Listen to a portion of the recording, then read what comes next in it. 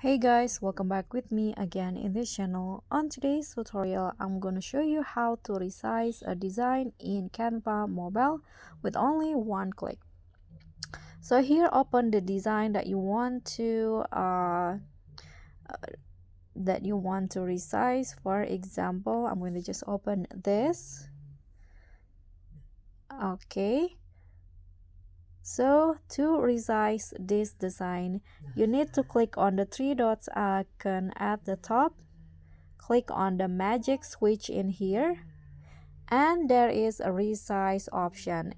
You can just click on see all to see all of the available size. So for example, I'm going to change the size into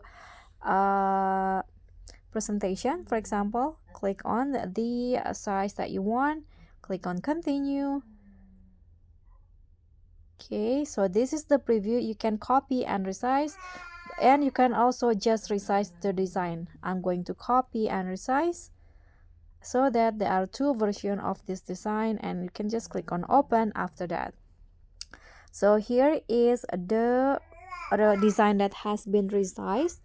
That's all for me. Thank you so much for watching. Don't forget to like, comment, and subscribe, and also click on the thanks. Bye.